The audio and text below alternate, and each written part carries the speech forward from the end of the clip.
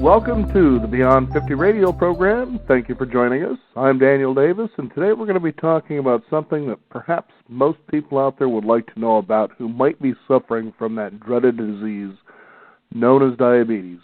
I know myself, I've attended a lot of expos, not because I'm diabetic, but we like to find out what's going on out there in the community when it comes to something like this so that we can share more education and information for people, and especially sprinkle some hope out there for people who probably want to get off things like medication. Joining us here on the Beyond 50 radio program today is our guest who's going to talk about becoming a lifestyle warrior to reverse diabetes. After about 8 years and 3 nutritionists, he's finally found a way that he was able to get off medications, as I understand, and actually have a diabetes-free lifestyle, at least reverse it to the point of pre-diabetes. So we're going to talk about his story today and find out how he did that and what you can do too. I'd like to welcome to the Beyond 50 radio program today our guest, Bruce Huck. Bruce, thank you for joining us here on the program today. Thank you, Daniel. Glad to be here. Now, tell us, how did all this begin for you?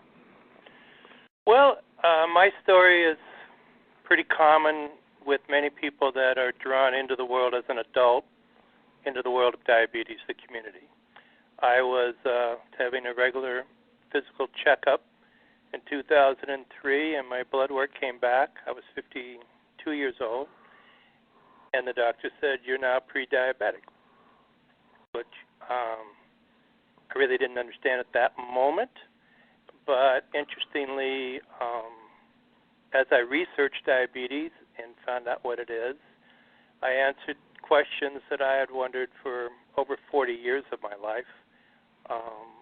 Why things happen with me the way they happened and they didn't happen with other people. And it was pretty interesting. The war with my diabetes was an up and down situation. The 3 different nutritionists, dietitians all told me I knew more about it than them, which I found very scary to believe because nothing like an expert you're paying, and then you've got to give them the information they're supposed to be experts on, right? Well, it's just a change in the conversation, and that's what I'm trying to be part of with what I do. Do I have the perfect answer for people? No. Do I have a story that I hope to share and help other people shorten their glucose guessing experience? Absolutely.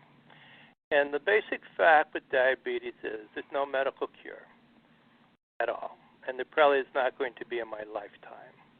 What medication does is process glucose, which is the necessary sugar to build the body. It has nothing to do with preventing the damage of diabetes or what diabetes does. It's a great myth portrayed by the medical world. In other words, that the doctor that day looked at me and said, "Okay, I'm going to put you on the aspirin of diabetes.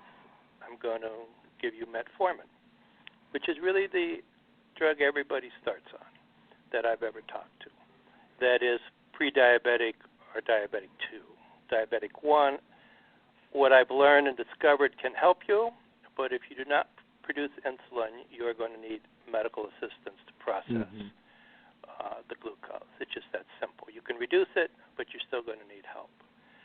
So, I started experimenting and testing out different foods and how they affected me. The first one I had really known, corn. I was eating an ear of corn about 6 weeks to 2 months before I got my physical information. And I absolutely broke out in a complete sweat as if I was running in a basketball game, sitting at the dinner table. And I couldn't figure out why. And as part of my exploration and research with the diabetes, I found out why. My body just could not process the speed at which corn converts into sugar.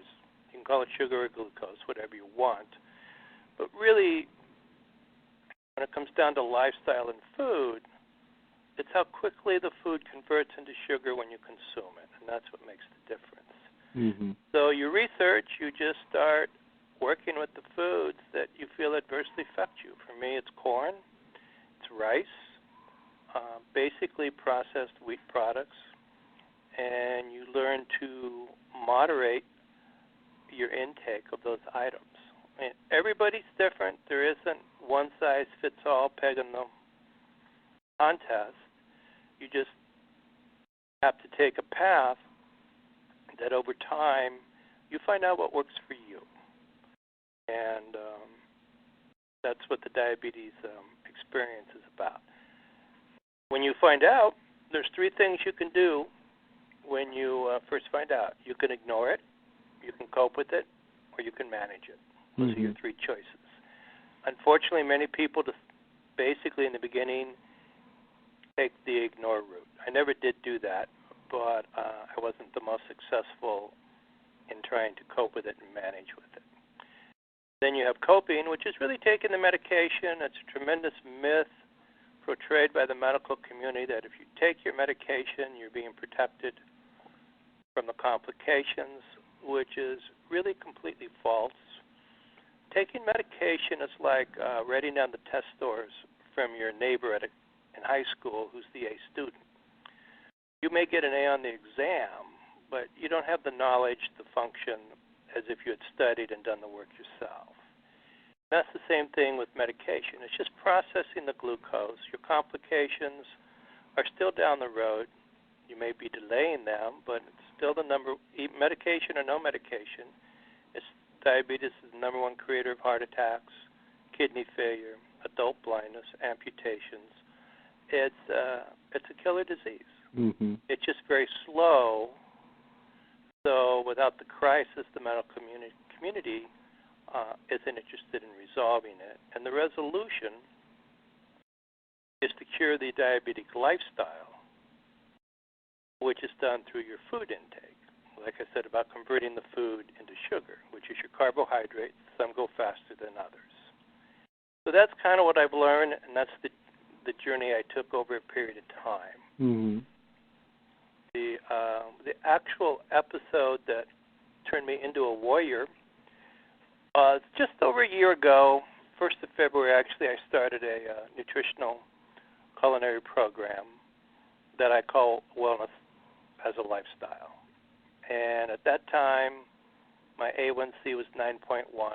For those that may not know what the A1C is, that's your average blood test over 2 to 3 months. The number is actually a percentage of glucose in your blood at that time. Your fasting sugars are a number you wake up to. They're usually expressed either 80, 90, 225, etc. It gives you the same guidance. The fasting sugars is a moment in time. Your A1C is a picture of time. My A1C in December was 9.1. I was 1 doctor's visit away from being a meal testing diabetic. Everything I had tried to do for 8-some years, which just slowly, as diabetes has its own brain, being taken away from me. Started the program February 1st, went in on April 4th. I dropped my A1C from 9.1 to 6.5, which is absolutely a phenomenal number, even surprised me, to be truthful. And when the doctor puts you on medication or prescribes, you see the dietitian and they put you on a culinary program, they're expecting and hoping to get a drop in A1C of 1 point over a 60 to 90-day period. This program and the change of my lifestyle dropped it 2.6 points. And at that time I said, you know what?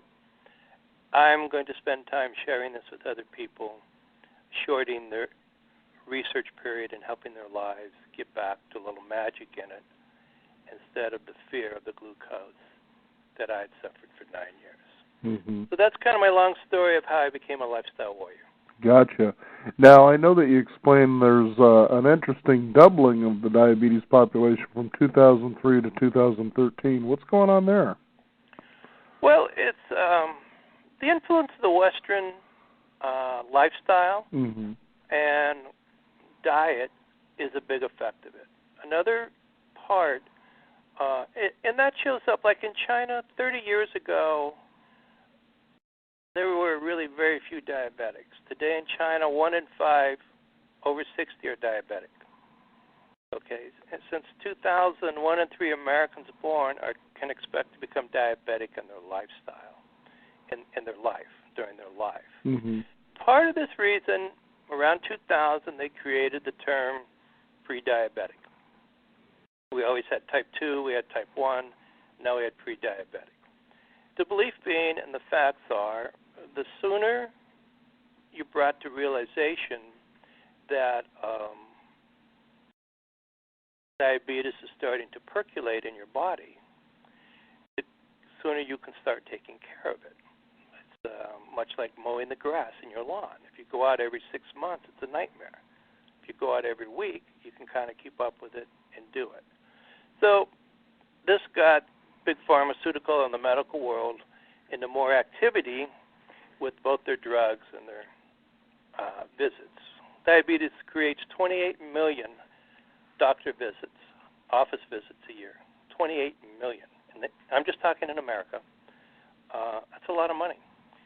Diabetic care in 2012 was $240 billion, 120 in medication, 120 in complications. It's big business. $240 billion is pretty big business. Big business. We're just celebrating the 50-year war on smoking this year. I was reading some articles on it. 50 years ago, they started suing the tobacco companies, et cetera, whereas essentially misleading the American public on the dangers or not owning up to the dangers of smoking. Well, the food industry, big pharmacy, and the medical community in this century, I believe, is headed for the same situation because the changing of how wheat is ground to make it mass-produced and profitable and the mutation of the actual grains is a big cause of this explosion in the population. Mm-hmm. The food industry, the government, everybody talks about eat whole grains, eat bread, this is good, da-da-da. It's a big reason for this explosion. 2 slices of whole grain bread will probably raise my blood sugars more than a regular Milky Way candy bar. Okay? And once again, it's the conversion of the carbohydrates, the speed at which they go into your system. And that's what wheat products do, both processed wheat products. So, I'll give you my challenge. I had 8.5, 9 years ago. I was out on the road a lot doing sales, etc. Try and eat and not have bread be part of your meal unless you bring it yourself. Right. So what you learn, and if you want to get out of this explosion in the population, is it's very important that you eat whole foods that haven't been processed, and what you eat and the quality of it is very big. But the driving forces in the population numbers is simply the American industrial greedy profit by the food industry, big pharmacy, and the medical community. And the medical community, as a doctor, you take one whole class on nutrition. So it's obviously not going to be the focal point of them wanting to use that as a process. It's not scientifically tested for them.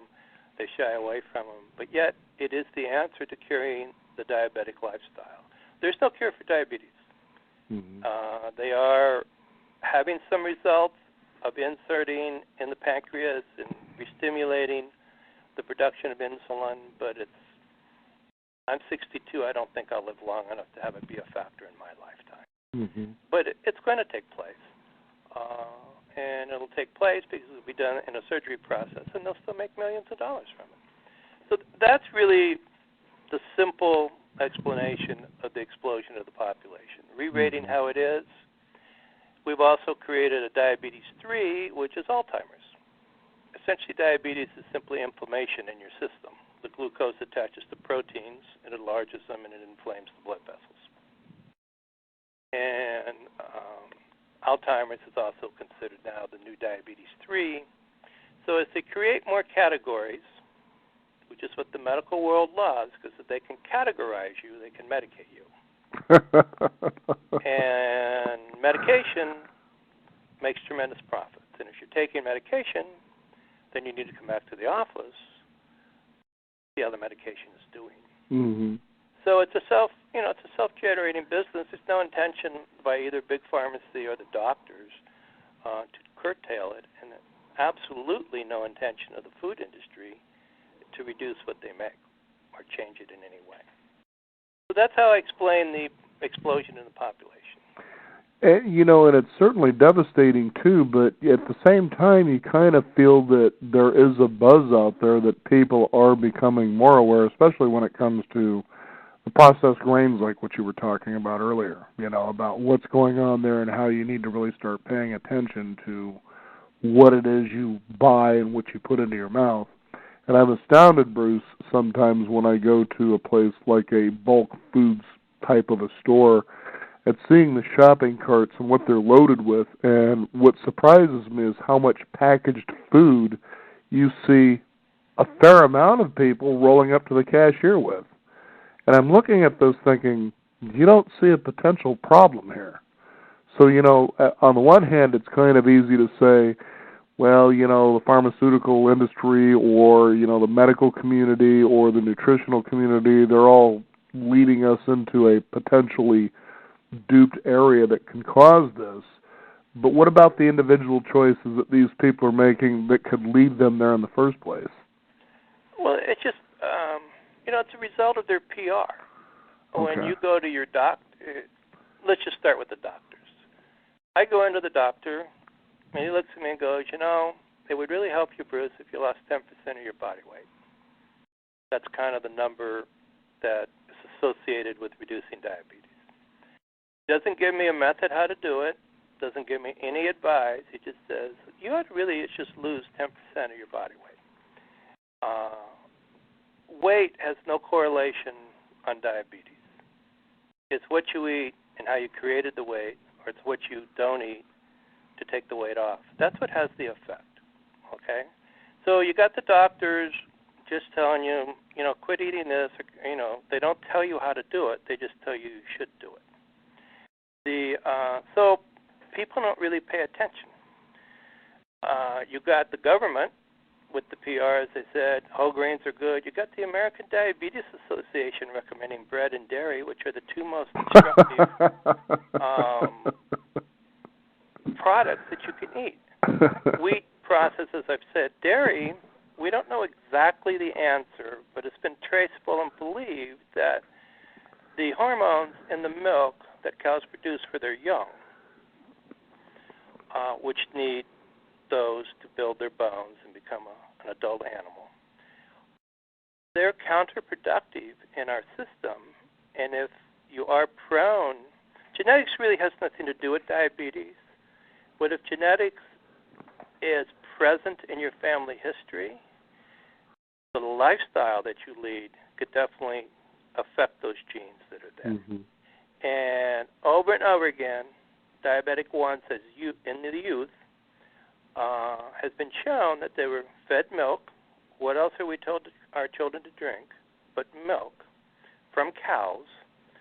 And those hormones attack the beta cells in the pancreas. They kill them. They cannot be rejuvenated, and you have a child that's a diabetic 1. So you have the food industry, you have the doctors, you have big pharmacy. It's a great deal of PR. And then we live in a country that it's our choice. Diabetes is a very slow killer. So most Americans are very active when they're presented with a crisis. And, if you go into a diabetic coma, get shipped to the hospital, and spend 72 hours there, yada, yada, yada, when you come out, you probably are going to be very attentive to your diet. Getting good advice on your diet is the hard part. If I go to my physical, the doctor says, well, you're pre-diabetic, you're 6.7, we don't want you to go over 7, we'd love you to be under 6.5, just eat a little less. That person isn't going to, I wasn't overactively researching my culinary habits in 2005 as I was desperately looking in 2012 when I was one office visit away from being a testing diabetic. Mm-hmm. And I had tried a lot of, it's not like I just ignored it. I had tried a lot of things. But then I read a book, and I found my answer after 45 years of thinking, why does things happen different for me than other people? And it was a simple explanation that And this deals with weight gain, weight loss, chronic lifestyle diseases, all of these issues of which diabetes is probably the best known, that you need to have a culinary lifestyle that shuts down the insulin pump production in your body so that you don't have the insulin glucose roller coaster where you eat something and your body goes boom, boom, boom. Your brain is told, we need more sugar. It releases hormones. Its body gets hungrier. The brain gets hungrier, not your body. And then we eat more. And in my case, I probably have had insulin resistance since I was 16, 17 years old. Not enough to make me diabetic, not that 45 years ago they knew what diabetes, pre-diabetes was, but I would issues with properly using my insulin. So, the belly began to grow. And once I read that paragraph in the book, I understood the culinary process needed to stop this. And it isn't that I can't ever eat ice cream again. I just can't have 4 scoops like I used to have. Mm-hmm. It's not that I can't have a piece of cake, but that's really not high on my agenda. And it just goes on and on. You can eat the food you've always eaten. It's just about portion control and moderation. And that's what wellness as a lifestyle teaches. It shuts down the insulin pump, so whether you want to lose weight, reduce your diabetes, or whatever your chronic lifestyle issues are, the body can get back in balance and take care of it. If, say it's my diabetes, I would probably never be medication-free the rest of my life. But after 60 days, I cut my insulin shot from 100 to 50 and got rid of all my oral medications. You occasionally take a little more insulin. I do occasionally take some metformin, like when I travel. It's just easier in the day to use metformin than to travel and have to keep my insulin chilled, etc. So I have gone back to a little bit of the medication, but I'm less than 50% of what I was doing a year ago, considerably less. And I'm a much happier person because of it. Mm-hmm. But we live in a country where people want to have choices. And food is a huge pleasure item. I ate for many years simply because I just wanted that blue food. It had nothing to do with hunger. Mm-hmm. I just take burritos and pile the bean dip on it, and I'm a happy guy. It's interesting you point that out, Bruce, about the fact that I think a lot of times Americans typically eat not because they're hungry, but it's to really relieve stress, anxiety. That's an issue for me a lot of my life. And the funny thing is we've actually approached that a couple of different times here on the program, and one of them was, of course, through all the advertising and messages telling us who we're not and what you can do about it. And then you consider as you're driving down the road that there are so many convenience places you can just pull into and get a meal, that you're really not eating because you're hungry. I mean, think about it. When you really eat, are you eating because you're hungry? And a fair amount of the time you're not. Is your partner hungry and you have to pull over? Yeah. So, while I'm here, I'll get something. Oh, yes. Like I say, now 9 years ago when I started this journey, it's a way different. McDonald's didn't have salads. There wasn't, they didn't serve burritos in bowls without the skins. All of these slow, steady transformations, even the fast food death bins are realizing, there are diabetics that stop with other people. We should give them some reasonable, not necessarily the best choices you could make if you made it yourself, but we should at least have some reasonable choices that this population will still stop and eat with us. Mm-hmm. And, that population in America is 105 million people that are known, 76 type 2 and 29 million type 1 diabetics. That's the known population. Probably another 5 to 15 million that are unaware for various reasons. Most of them simply aren't fortunate enough to have been in a situation where they're getting a regular physical and there's a blood test that just shows up. Yeah, we weren't looking for diabetes when I found out. Very few people are. I walked in the diabetes walk here 6 months ago in Portland. I talked to probably 40 different people while you're walking, and when you walk a mile, you got lots of time to talk. And I would say 1 out of 10 of the people I talked to actually found out about diabetes because they were looking for it. The rest of them found out like I did. Mm-hmm. You know, you're a diabetic, and away you go. So the conversation is changing, and that's what I'm hoping to help educate and teach about. I just got into a wonderful opportunity Wednesday night. I went to Salem. There's an organization called Diabetes Support Services. And Sandra started this. Her husband's a diabetic who went in 2007. They do 4 meetings a month now and provide outreach help across Oregon, 4 meetings in Salem, all free. They charge nothing for the supplies that they can provide. And I've become their fundraising ambassador, and I'm spearheading finding a location and getting the same services active here in the Portland area. Mm-hmm. So I'm looking for volunteers, speakers, etc. But education, both the food issue that you asked me, why do we stop and do it, and just your everyday life, activity, exercise, sleeping, etc. Education really is the answer to helping people. Mm-hmm. Sometimes we need more. The medication does have its value, but if you put culinary first, your medication is going to work way better. Mm. If you think medication's taking care of it, and you need to make no culinary choices, and are lax in your activity, I call it activity, not exercise, you're in trouble. Diabetes is slowly going to win the war. I've talked to way too many people that have lost a toe, etc., and they all say, I wish I'd have paid better attention. And it's not difficult. It's just something that you need to have a plan, and then you can follow it. The Wellness as a Lifestyle plan is something everybody can do. It works for everybody, and you can make it designed and customized to you.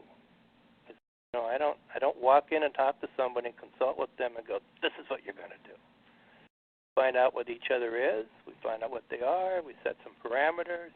We start testing the foods that probably are negative, and we show them within 48 hours the positives of eating the low glycemic foods at periods of time during the day.